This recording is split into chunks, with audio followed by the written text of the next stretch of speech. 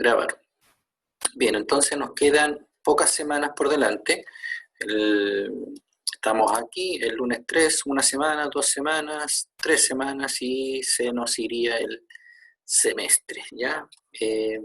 Tenemos todos los temas planificados, pero lo más probable es que algunos de ellos no lo alcancemos a abordar por un tema más bien de tiempo. Pero yo espero que por lo menos lo más relevante los podamos revisar. Como les dije, acá tenemos, vamos a hacer acá tenemos la entrega de las videocápsulas de infografía. Acá ahí tienen que entregar la videocápsula el 5 de agosto a las 23:55. Aquí sale la explicación, entregar un archivo Word por grupo, allí debe venir el link de YouTube a la videocápsula. Y aquí lo colocan. Aquí está la rúbrica. Kevin, ¿quiere decir algo? Sí, profe, una consulta.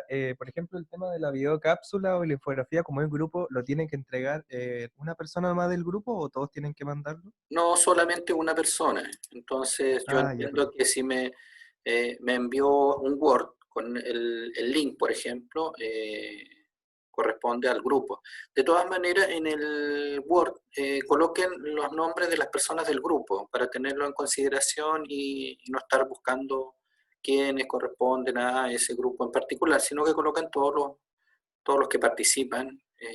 Igual en la infografía, en algún lugar, coloquen los nombres de ustedes, ¿ya? De los Profe, en nuestro grupo ya le hicimos el envío, o sea, ya subimos el video en el link del Word, pero lo que pasa es que como que no vimos bien eso y de los 4, 3 les mandamos un Word con el link. Ya, Entonces, ya.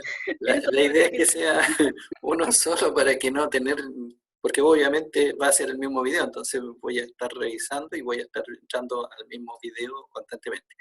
Ya, pero no se preocupe, ahí yo lo reviso y lo veo. Ya. Pero en lo posible, aquellos que todavía no lo envíen un solo Word por grupo, no se Profe, lo manden todo. ¿Ya? Dígame. profe, disculpe, ¿la cápsula la vamos a ver aquí en clase o las va a revisar por su lado nomás?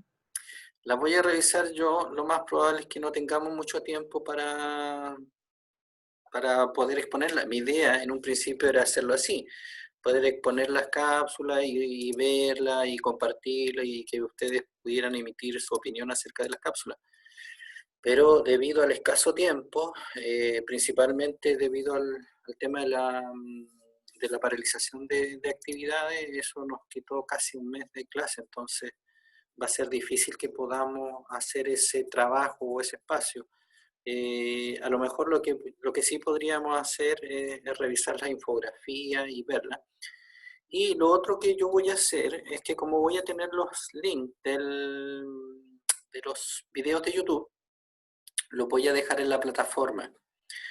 Así como dejo las clases, voy a dejar enlazada cada uno de los videos que ustedes entregaron o están por entregar, y así el que desee los puede revisar en la plataforma y ver qué hizo cada uno de sus compañeros y compañeras, ¿ya? Y a lo mejor puede ir a su canal de YouTube y hay que colocarle algún comentario, felicitaciones, felicidades, hubiese querido que, no sé, algún tipo de retroalimentación con respecto a el trabajo que realizó, ¿ya?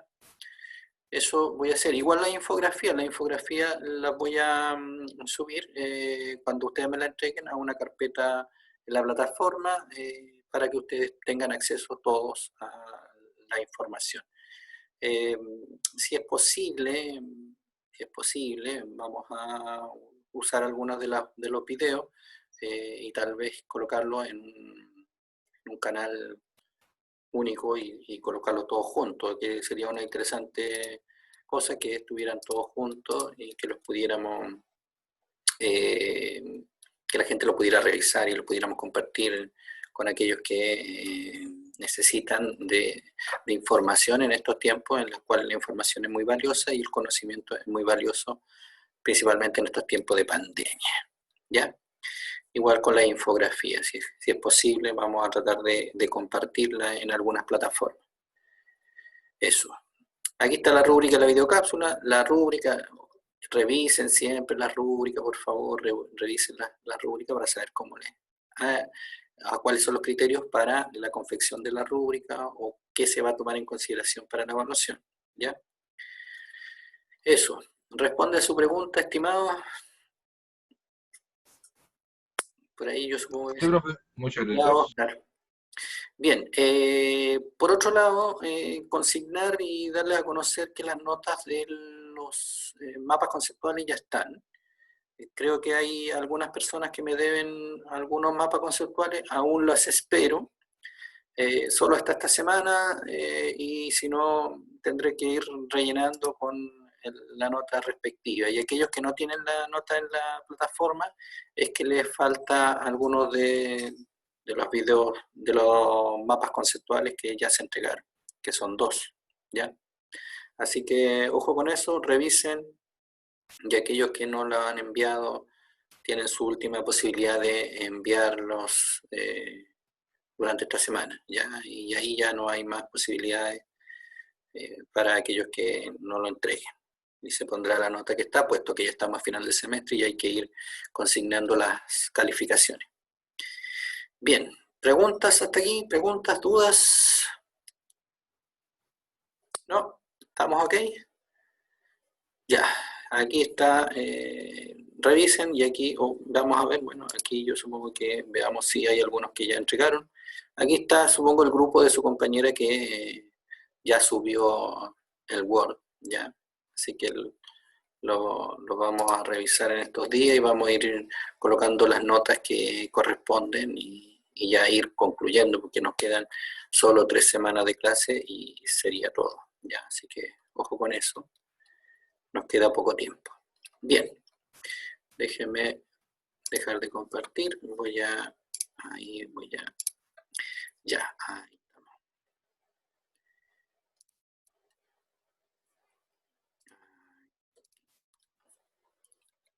Ok.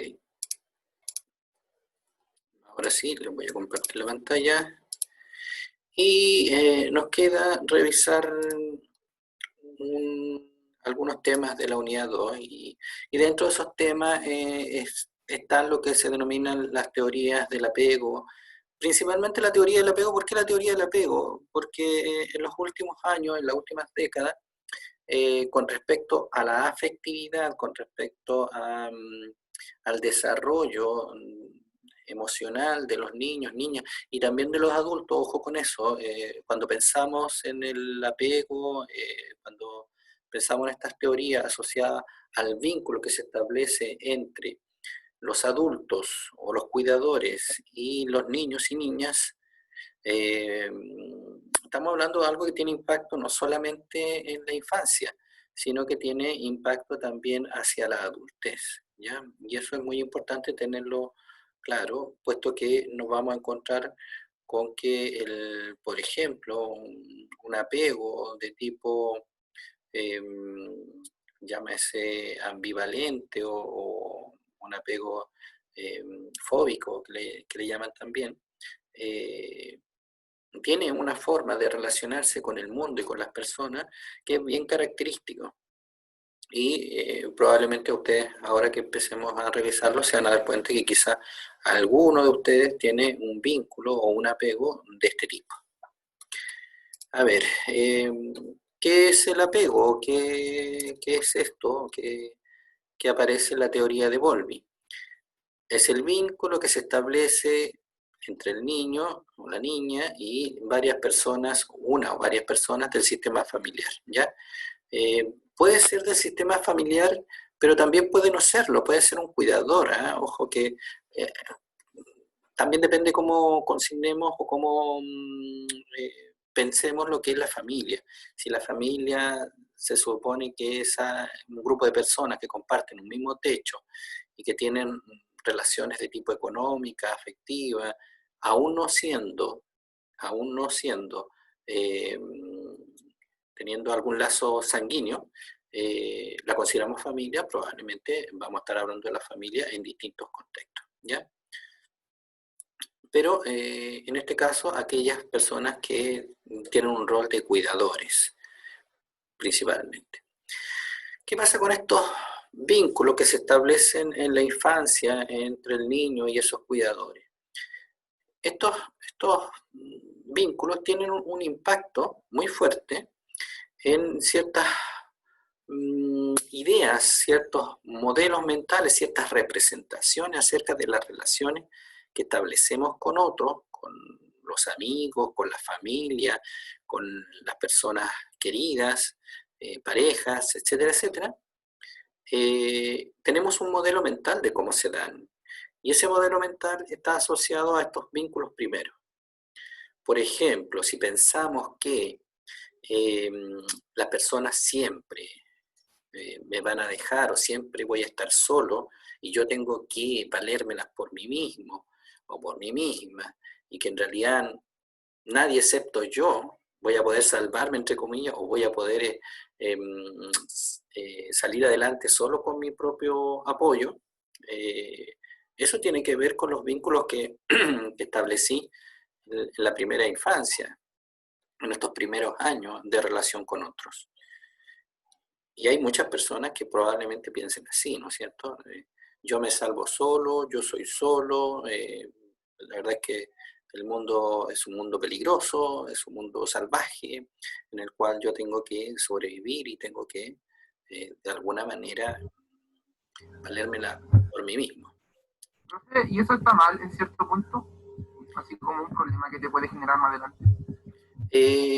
Uno podría decir que, no sé si está mal, hay diversidad de formas de relacionarse en las relaciones humanas, pero ciertamente el vivirse solo tiene ciertas consecuencias emocionales que en cierta forma son displacenteras o son negativas. Piense usted que habitualmente necesitamos de una red de apoyo, a lo mejor no en este momento, no ahora, pero sí ciertamente en los años posteriores es posible que sí la necesitamos y tengamos que vincularnos con otras personas para tener esa red de apoyo en la cual en los días en que yo necesite pueda pedir la ayuda suficiente. Yo creo que no hay personas que solo puedan estar en el mundo solas y sin pedir apoyo en ningún momento. Yo creo que siempre necesitamos de otros. Y obviamente también para establecer relaciones de amistad, para establecer relaciones de pareja. Eso puede ser un inconveniente, que yo más bien me viva solo, en vez de, por ejemplo, pensar en dos cuando decido algo, o cuando tomo decisiones en términos de una relación de pareja, por ejemplo. Termino yo pensando acerca de lo que yo quiero y no pensando acerca de mi relación con el otro o con la otra, y en ese sentido más bien me vuelco sobre mí mismo. Yo creo que eso trae consecuencias y la mayoría de las consecuencias no son muy positivas para las personas. Yo he visto en general, yo atiendo a personas en mi consulta y me encuentro con muchas personas que sufren por no lograr establecer esta relación de confianza con otros. Y que terminan más bien solas y sufriendo por eso, no es que la pasen bien, ¿ya? Bueno, eso, Alejandro. Ciertamente puede ser una opción. El tema es que sea una opción en la cual yo lo viva bien y lo viva feliz y no tenga sensaciones o sentimientos o emociones negativas que me embarguen por estar solo. Yo creo que eso es importante. Ciertamente todos nacemos solos y en ese sentido, al final de cuentas siempre estamos nosotros, pero obviamente para establecer una relación, y eso es importante, ¿no es cierto? Que cuando yo elijo a alguien y cuando yo quiero estar con alguien, sea una elección y no una necesidad de estar con alguien. Y yo creo que eso también es muchas veces negativo, que yo acepte a quien esté allí simplemente porque no hay nadie más. Eso no es una elección, es una necesidad de estar con alguien y eso puede también traer sus consecuencias, que estemos con el primero que caiga o la primera que caiga, ¿ya? Eso. ¿Profe? Alejandro. Y cabe la posibilidad de que el niño nazca con con el no querer apegarse a alguien, Bueno, ahí más que su tendríamos, familia, digamos. ahí tendríamos que eh, diferenciar aquellos efectos que tienen algunas condiciones que sufren algunos niños, como en el caso de los niños autistas, con trastornos autistas, Asperger, eh, o alguna variación de ese trastorno del desarrollo, y que allí hay una condición que le dificulta el poder relacionarse con otros. No es que no lo puedan hacer, no es que no puedan llegar a establecer relaciones, pero sí se les dificulta más, ¿ya? Algunas teorías del autismo nos plantean que es este vínculo, los vínculos primeros los que de alguna manera tienen efecto en las condiciones del autismo. Algunas otras teorías plantean que tiene que ver con un problema a nivel de neurotransmisores y estructuras cerebrales. Otras teorías nos plantean que no se ha logrado la representación de las emociones de los otros o los pensamientos de los otros, y al no lograrlo no podemos establecer estas relaciones. En el caso del autismo, con respecto a su inicio, hay distintas teorías, no hay una sola, ¿ya? Pero ciertamente hay niños que uno podría pesquisar que tienen alguna complicación para establecer relaciones muy tempranamente. No es el caso de la mayoría, ciertamente, pero sí puede suceder. Bueno, espero que eso responda un poco a lo que me estaba preguntando, Alejandro. Sí, sí, muchas gracias. Ya. A ver, algunos componentes básicos del apego, lo habíamos dicho, la representación mental de las relaciones y los sentimientos de bienestar o ansiedad que generan las relaciones en sí mismas, ¿ya? En este caso hay personas que viven las relaciones con mucha ansiedad. Es como la típica persona que habitualmente está diciéndole, ¿me quieres? ¿Me quieres? Y le pregunta, y le pregunta, y le pregunta, y le pregunta, porque nunca está segura, nunca, o seguro, o nunca siente que puede vivir tranquilo una relación. Y siempre está pensando que le van a dejar, ¿ya? O le van a abandonar. Y obviamente vivir una relación desde la desconfianza es algo que se produce en la primera infancia, ¿ya?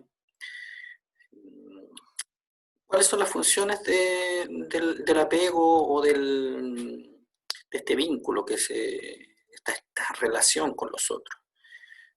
Una, mantener la proximidad y el contacto sensorial. Muy importante en el caso de los primates y en el caso de los animales en general, es cómo este vínculo, como este apego nos permite estar constantemente cerca unos de otros, en el resguardo de la especie en cierta medida, en el resguardo de la manada, podríamos decirlo. Y eso es un elemento importante. De la supervivencia, sobrevivimos en función de estar cerca de aquellos que son parte de nuestra familia. También esta ansiedad ante la separación o pérdida, en cierto grado, tener ansiedad ante la separación o pérdida es algo relativamente normal, incluso sano, ¿ya? No nos puede dar lo mismo que perdamos a alguien, que nos separemos. De hecho, a algunos sí les da lo mismo, pero generalmente los que estamos alrededor lo vemos como extraño, lo vemos como raro que les dé lo mismo que alguien sufra una pérdida, como por ejemplo una muerte o una separación de alguien, y le dé absolutamente lo mismo. De hecho, uno empieza a pensar si en realidad puede tener una relación con ese alguien, ¿ya? Por lo tanto, un poco de ansiedad ante la separación o pérdida es relativamente sano. Y que uno sufra por eso es sano. Una de las cosas que nos sucede muchas veces, en mi caso, es atender personas que van a la consulta y después de varios meses, incluso años, siguen teniendo la sensación de que no han cerrado un ciclo con las pérdidas o separaciones de las personas. Y es, en la mayoría de los casos, tiene que ver con que esa persona que va a la consulta es una persona que no ha llorado, no ha conversado acerca de la pérdida, no se ha enfrentado a la situación de ir al cementerio, por ejemplo, en el caso de las personas que han tenido una muerte cercana, y por lo tanto es algo que queda ahí como en pausa. Pero es una agonía en cierta forma, porque siguen sufriendo, ¿ya? Entonces tener una cierta ansiedad ante la separación o pérdida es normal, y sufrir por eso en cierta forma también es normal. Va a pasar ciertamente en algún momento, pero sufrir no es algo que nos haga daño en cierta forma en un primer momento, ¿ya? Uno siente dolor ciertamente, pero eso se va aplacando con el tiempo. Y todos probablemente vamos a tener esta sensación, porque probablemente a todos en algún momento perdamos a alguien, nos separemos de alguien o se nos muera alguien, ¿ya? Bueno, otro elemento importante de este apego es que esta figura de apego, aquí hay un hombre, pero puede ser una mujer, puede ser una persona de menos edad, un cuidador, ¿ya?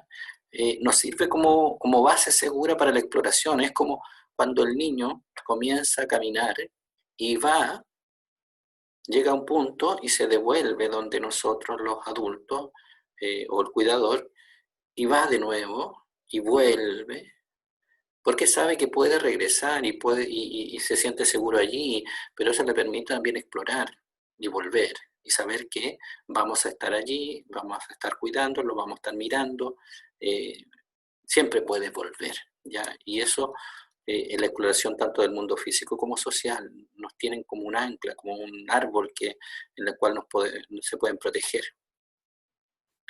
Y en ese sentido también nos servimos como apoyo emocional. Los cuidadores servimos como apoyo emocional para estar allí cuando los niños y niñas lo necesiten.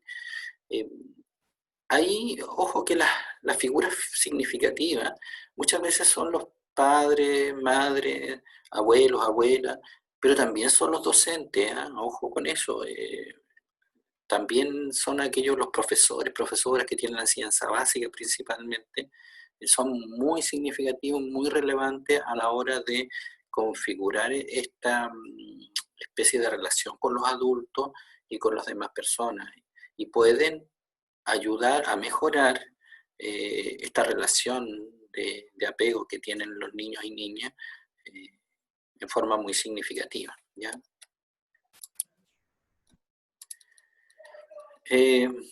Bueno, este vínculo habitualmente comienza en el primer año de vida, y es por eso que hoy en día a los padres y a las madres se les permite tener acceso al niño o la niña lo antes que se pueda, y para establecer este vínculo, que es un vínculo más bien de contacto físico en un primer momento. Y por lo que los niños y niñas pasan muy poco tiempo alejados de sus padres cuando nacen. Y eso es muy positivo en general, y se ha estado haciendo durante los últimos años, ¿ya? En los hospitales principalmente.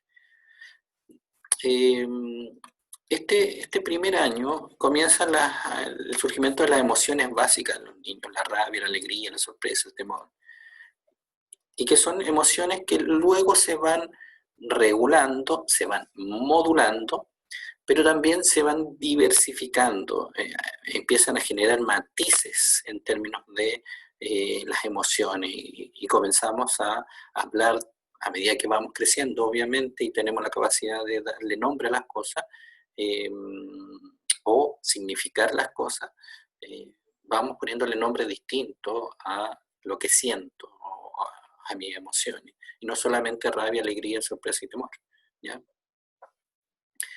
Al tercer mes surge la sonrisa social, nos empezamos a vincular con otros en términos de las sonrisas sociales porque nos sonreímos, nos reímos a partir de lo que vemos afuera, lo que está allá, la persona que está frente a nosotros. La figura significativa, importante. También es importante lo que se llama el temor a los extraños y la expresión de temor a la separación de las figuras significativas. ¿Por qué es importante el temor a los extraños? Porque un extraño puede ser alguien que signifique algún grado de peligro. Hay algunos niños que no le temen a los extraños, y yo creo que en ese sentido pudiese ser complicado que eso no sea así. Digo los niños pequeños, no digo a lo mejor los niños más grandes, qué sé yo, los niños de 10, 11 años, pero sí los niños de menor edad tienen que tener cierto nivel de desconfianza o cierto temor hacia las personas que no conocen. Sí, y ahí aparecen, Alejandro dice, y ahí aparecen algunas metáforas o algunas historias como el viejo del saco. Y eso ciertamente era para generar un cierto miedo de las personas que eran desconocidas, que eran personas en las cuales se podían vincular y que en cierta medida podía generar un grado de peligro. Y los vínculos de alguna forma lo que hacen, o este apego, lo que hacen es que uno tenga miedo de vincularse y retirarse e irse con otros. Y ojo que eso ha tenido muchas veces una consecuencia bastante negativa, el hecho de que los niños no sientan ese temor. Ciertamente la casa tampoco es el lugar,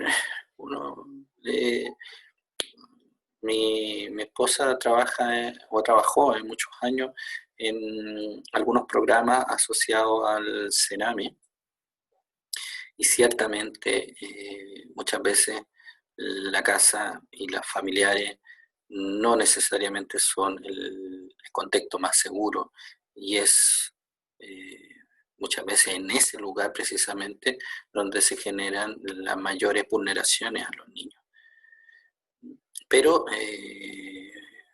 si tenemos un adulto responsable y un adulto que de alguna manera intenta resguardar al niño, es muy importante que ese niño tenga la confianza y la seguridad de que le puede brindar ese apoyo y ese resguardo, ¿ya?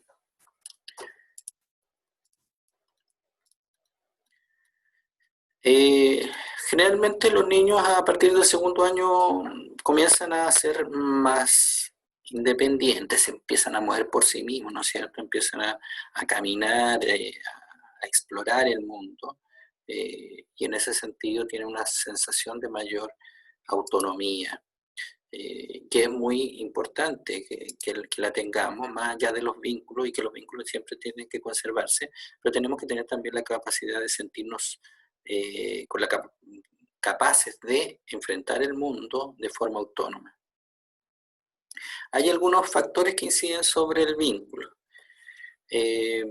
Algunas condiciones del embarazo, si es una persona que tiene su hijo a muy temprana edad, a un adolescente, probablemente va a tener ciertas complicaciones a la hora de el establecimiento del vínculo, por lo complejo de ser madre adolescente, no porque no tenga las capacidades, sino por las complicaciones que ello trae. Las condiciones de la pareja, qué sé yo, por ejemplo, si pelean demasiado, si tienen conflicto, esto podría traer ciertas consecuencias negativas en el vínculo que se establece. Las proyecciones de los padres, ¿qué quieren los padres? A veces los padres quieren un hijo con ciertas características que sea así, o quieren una hija en vez de un hijo y le sale un hijo, o viceversa. Y la vinculación que existe, qué sé yo, por ejemplo, la mamá tenía puras niña, y quería que fuera el último, que fuera un niño, y el papá quería que fuera un niño, y salió una niña. Y claro, pudiese ser que eso trajera aparejado un cierto rechazo. un hijo futbolista, un Alexis Sánchez. Claro, ¿no es cierto? A veces los padres quieren un hijo que de alguna manera sus sueños que tenía de futbolista lo pueda realizar. Pero a lo mejor, claro, le salen puras niñas y termina teniendo un vínculo que es diferente con esa niña, ¿ya? Enfermedades del hijo también influyen en el vínculo. Pasar mucho tiempo en los hospitales puede hacer que el vínculo, los primeros años de vida, a veces los niños pasan meses, incluso pueden pasar años en el hospital, y eso puede traer ciertas consecuencias en el vínculo con los padres. Afortunadamente hoy en día se deja más, hace algunas décadas atrás no se permitía mucho que los padres estuvieran en el hospital y que acompañaran durante mucho tiempo a los niños, pero hoy en día sí hay mayor espacio para ello. Yo, por ejemplo, mi hija tuvo un accidente, estuvo hospitalizada durante varias semanas, cuando era chiquita, tenía 5 años. En el hospital permitieron que mi esposa pudiese acompañar a mi hija durante esas 2 semanas, y ella se quedaba a dormir allá y pasaba mucho tiempo en el hospital.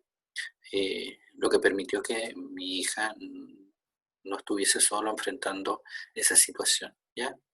Entonces, hoy en día los hospitales tienen más apertura a que los padres puedan ir acompañando. Por otro lado, también el temperamento, personalidad de los niños a veces tiene consecuencias sobre estos vínculos que se crean. Si son más bien niños fáciles, simpáticos, que de alguna manera a lo mejor los padres le dicen haz esto y los niños hacen eso, versus los niños más difíciles y tienen un temperamento más complicado y más gritones, más llorones, que despiertan toda la noche y que no los dejan dormir, y eso puede traer situaciones de estrés en la pareja, más si es una pareja primeriza, y en ese sentido poder generar ciertas respuestas asociadas al estrés por parte de los padres que quizás no es la mejor. Por otro lado, dígame, Rocío. ¿Por qué sucede eso? ¿Simplemente por temas de azar o es algo que ya viene así como, son como características que vienen vinculadas a lo que son los genes y todo eso? El temperamento es una característica de la personalidad más bien de tipo biológica y ciertamente está más dado por la herencia y a veces ciertas condiciones que uno podría decir, por ejemplo, en el caso de la hiperactividad o el déficit atencional, pudiesen venir con el niño o pudiesen desarrollarse durante los primeros años, ¿ya?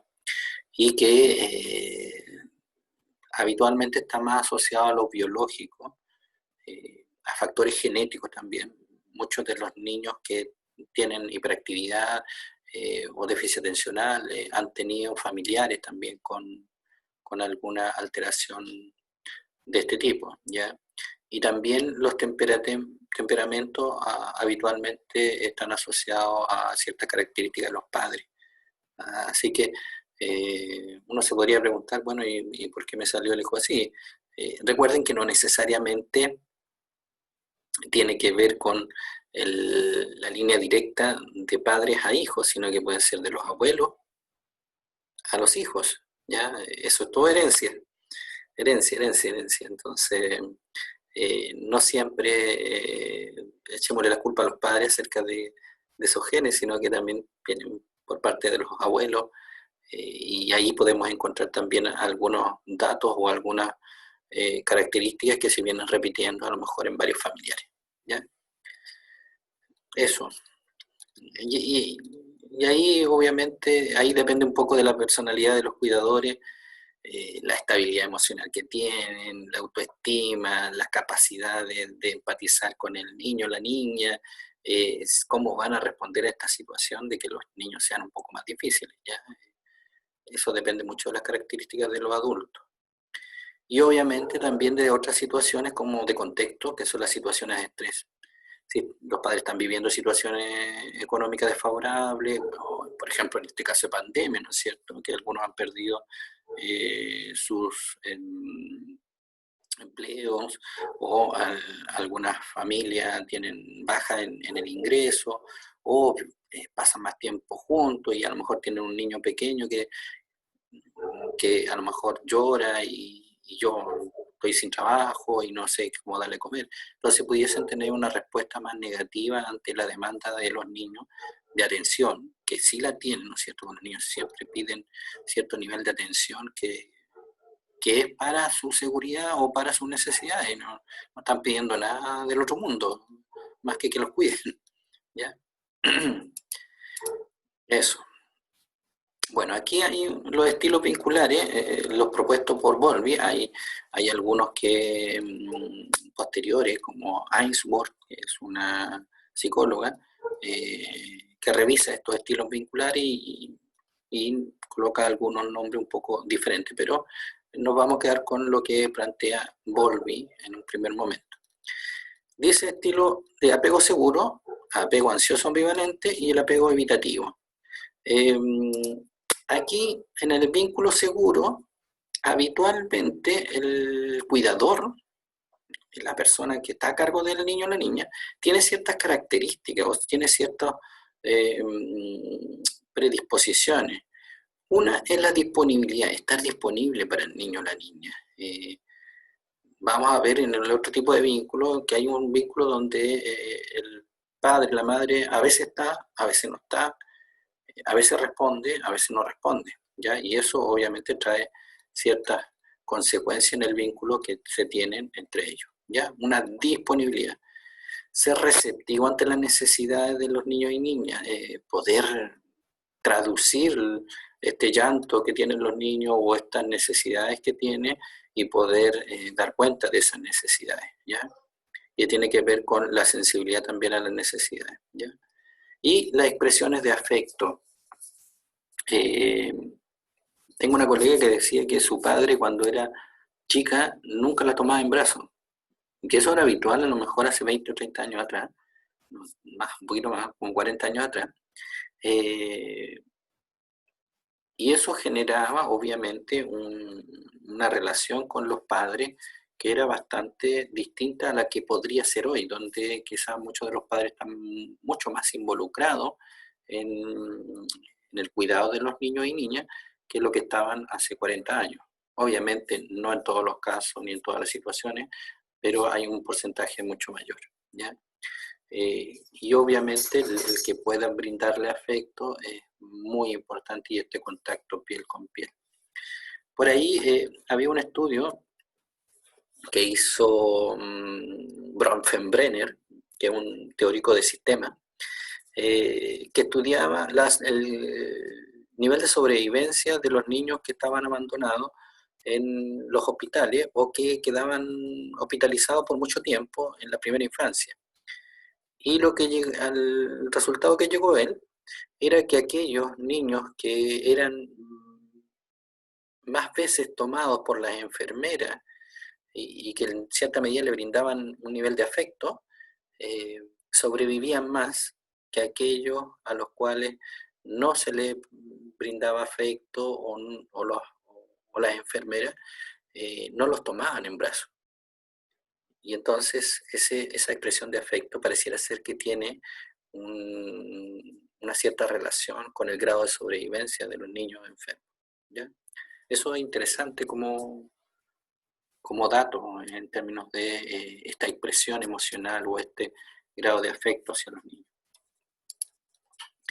Bueno, el niño con vínculo seguro, y también el adulto, tiene una capacidad de exploración activa. Este niño, niña, o ya sea pequeño o más de mayor edad, tiende más a explorar activamente, tiende más a arriesgarse, a hacer cosas, a probar, a experimentar cosas distintas.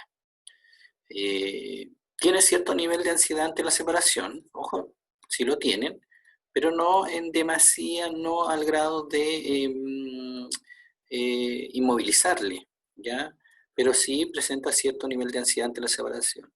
También, ante el reencuentro con los cuidadores, tiende más al contacto y la proximidad.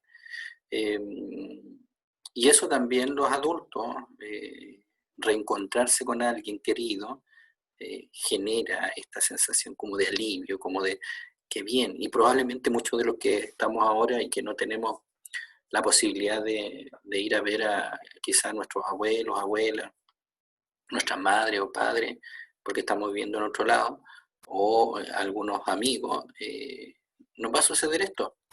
Nos vamos a reencontrar y nos vamos a alegrar y vamos a tener cierta sensación como de alivio, ¿ya? Y eso es importante. Igual, los del vínculo seguro tienen cierta facilidad para ser reconfortados. ¿Qué es esto? Es que yo me abra a la posibilidad de que un otro esté conmigo cuando yo la estoy pasando mal. Y que sea este otro que me dice, yo estoy aquí contigo, vamos, esto va a pasar, vamos a salir adelante, etcétera, etcétera. Y ese es un vínculo seguro y esta persona puede aceptar que el otro venga y lo reconforte y esté conmigo y me acompañe, ¿ya? ¿Qué pasa con el vínculo ansioso ambivalente? El cuidador no siempre está disponible. Es de este tipo de cuidadores que a veces está y a veces no está. A veces le cambia pañal y a veces el niño está horas y horas defecado, por decirlo de alguna manera, y recién después de horas le cambia. Es la típica mamá o cuidador. Recuerden que el cuidador no es solamente la madre, el padre también, o los adultos que están alrededor.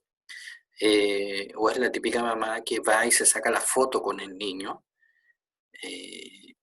pero es como para decir, yo estuve aquí, y no le acompaña y no está allí, y pareciera ser que a veces le quiere, a veces no le quiere, a veces lo trata bien, a veces lo trata mal.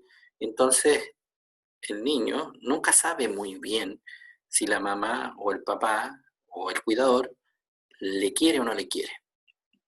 Y el adulto, con este vínculo ansioso ambivalente, tiende a desconfiar de que es capaz de ser querido y que los demás lo van a querer. Y por lo tanto siempre está ahí con la duda de que si esta persona que está conmigo realmente me quiere o no.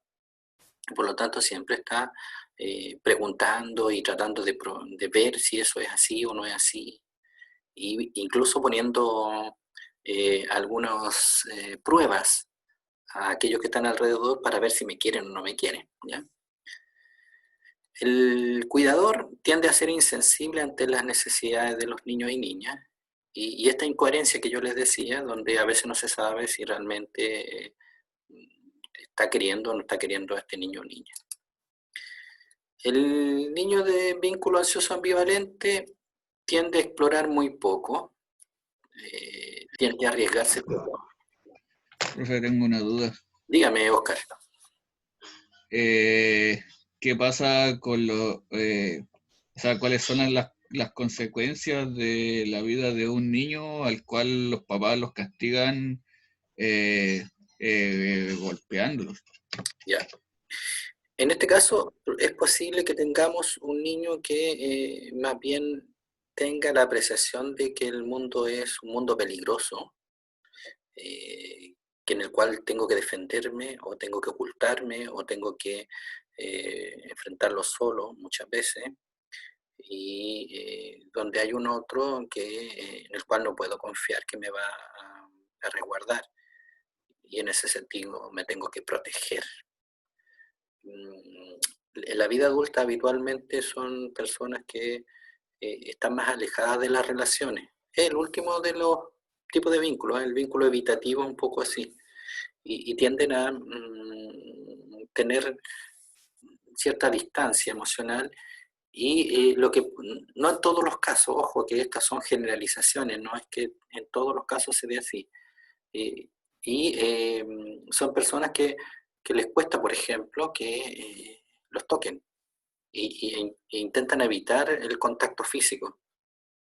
Hay personas que es como que cuando uno las abraza y pareciera estar rígido esta persona, así como que no sabe qué hacer, no sabe cómo responder ante las expresiones de afecto, porque probablemente las ha tenido muy pocas durante su vida y en ese sentido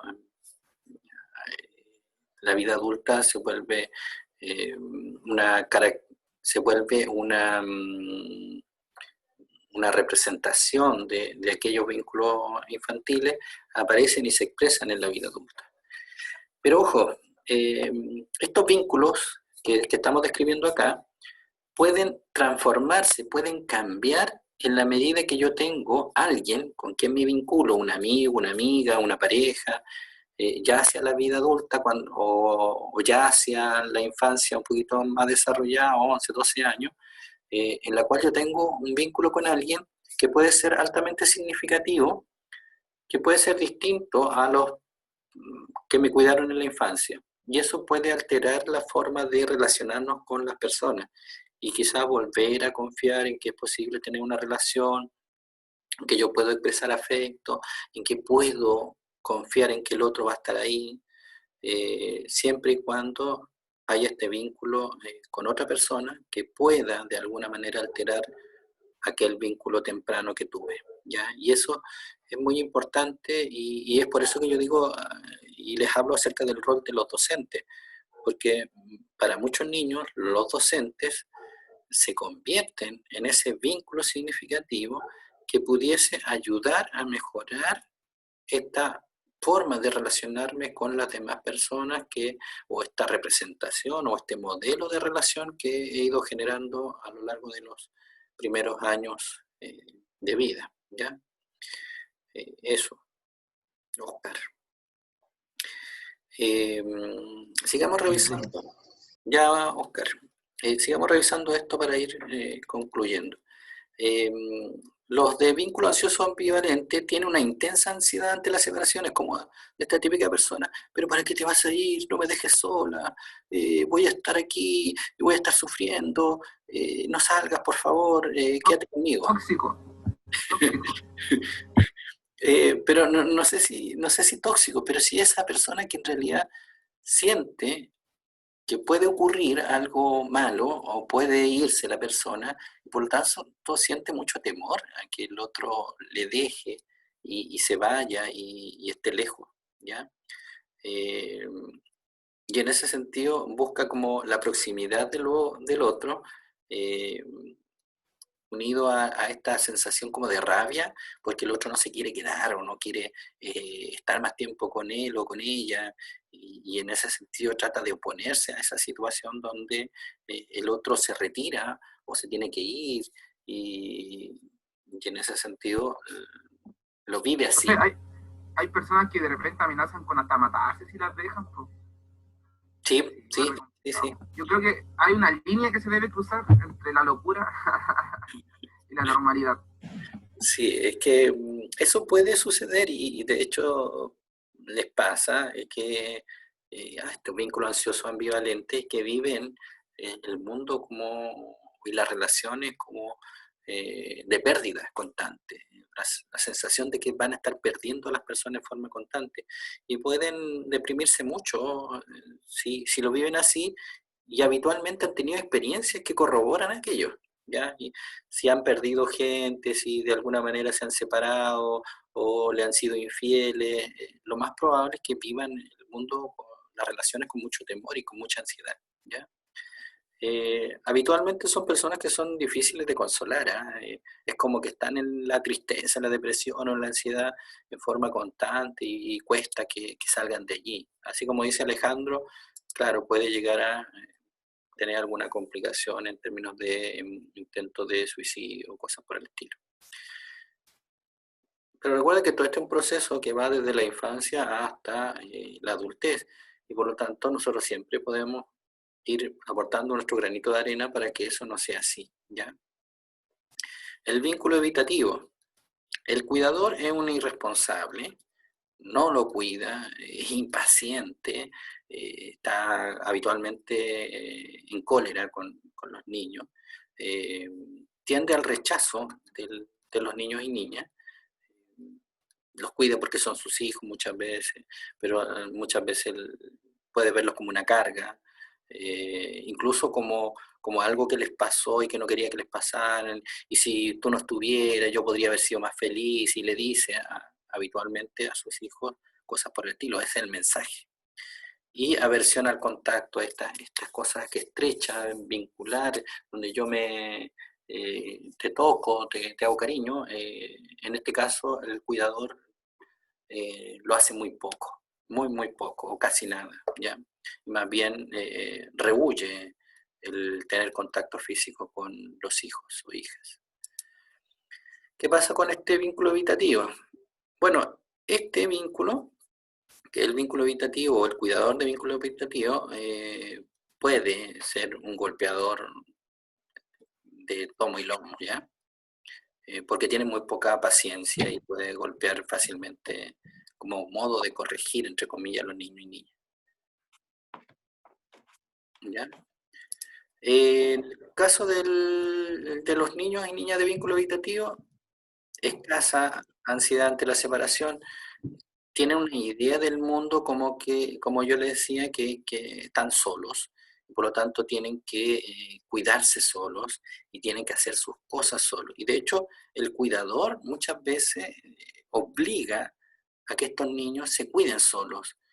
Y el niño, qué sé yo, y el hermano mayor ya tiene que cuidar a todos sus otros hermanos, hacerle comida, hacerle esto, otro, se tiene que cuidar entre ellos, etcétera, etcétera. ¿Ya? Es como los niños en cierta medida abandonados. ¿Ya? No quiere decir que todo aquel adulto que les pide a los niños hacer cosas es un cuidador de tipo evitativo. La autonomía es muy importante, pero la autonomía es como una lección, como tú barre, hace tu cama, aprende a cocinar, porque requieren que en algún minuto sean autónomos, pero no que eso tenga que ver con el abandono, ¿ya? Que es otra forma de violencia. Ojo, que abandonar a los niños también es violencia, ¿ya? Evitación de la madre ante el reencuentro, trata de estar, la madre o el padre o el cuidador, trata de estar lo menos posible con los hijos. Si es posible no estar, no está, y hay padres que salen fin de semana completo y en todo el fin de semana no preguntan por sus hijos y sus hijos se tienen que cuidar prácticamente solos. Y vean cómo comen y vean cómo se cuidan, ¿ya?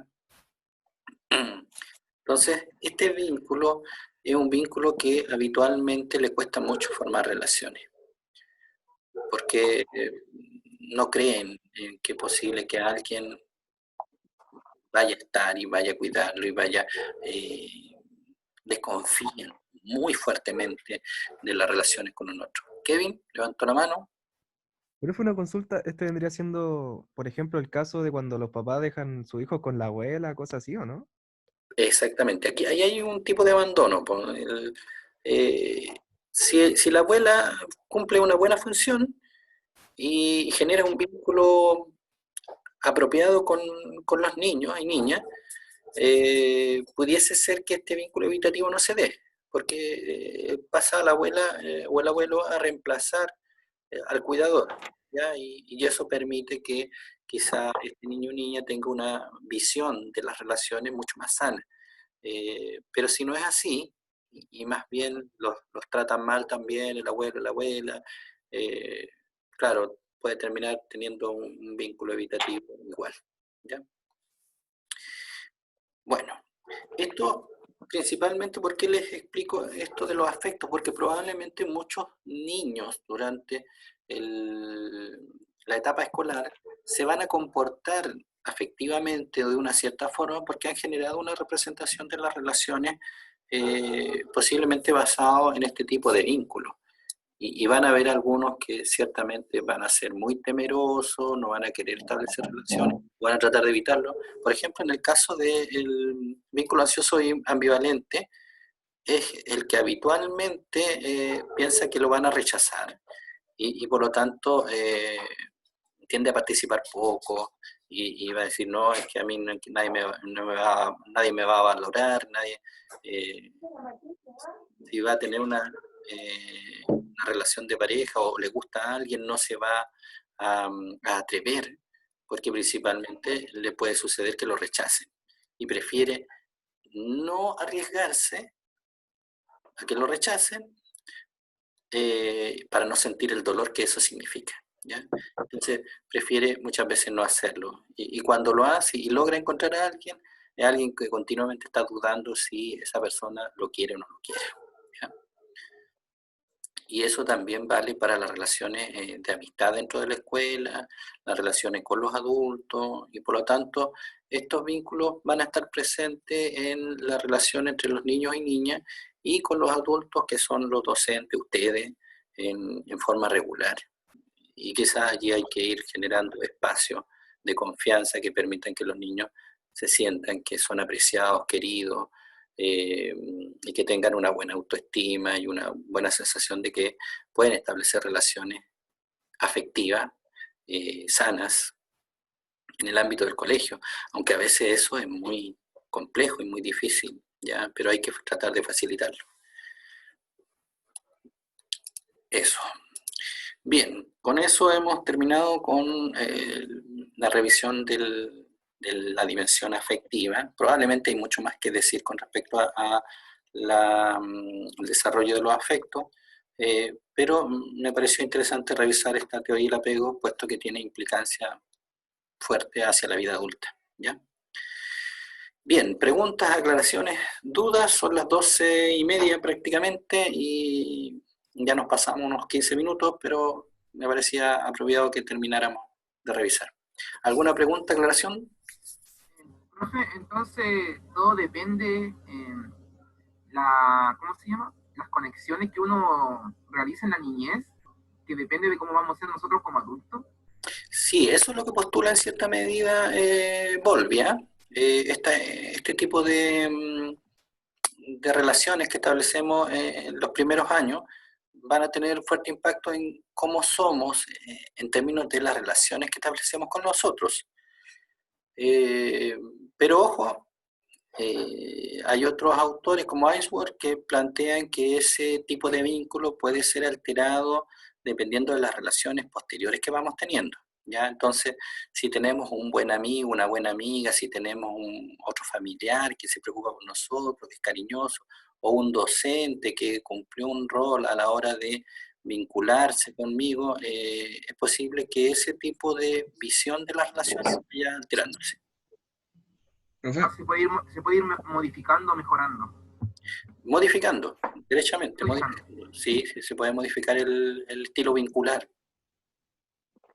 ¿Y esto puede pasar en el sentido inverso? Haber tenido una infancia así llena de contacto, o sea, con vínculos sanos, por decirlo de alguna manera, y después, no sé cómo decirlo, pero invertirse. Piensen ustedes en alguien que, no sé, pues hacia la vida adulta o hacia la adolescencia, que tiene amigos y que habitualmente los pierde. Por ejemplo, en el caso de los niños que habitualmente se están cambiando de casa y se cambian a otras ciudades y tienen que cambiar de colegio y tienen que irse y dejan sus amigos atrás y nuevamente en otro lugar. Ese niño o esa niña muchas veces al final de cuentas dice, ¿para qué me voy a vincular? ¿Para qué voy a tener amigos si en realidad al final los voy a perder? Entonces puede suceder que ciertos acontecimientos lleven a que uno tenga una cierta idea de las relaciones que es diferente al cómo, entre comillas, me vinculé al principio. Matías dice, sus 9 veces se cambió. Y probablemente, en cierta medida, yo supongo que a Matías le pasó que esto de estar continuamente tratando de establecer relaciones, una vez más, era una situación compleja y difícil y que muchas veces también uno la sufría. Y probablemente le pasó a él como a otros y otras de sus compañeros. A veces les sucede incluso cuando se cambian solamente una vez en la vida y lo sufren mucho. ¿Ya? Bien. ¿Alguna otra pregunta, aclaración, duda, comentario para ir concluyendo?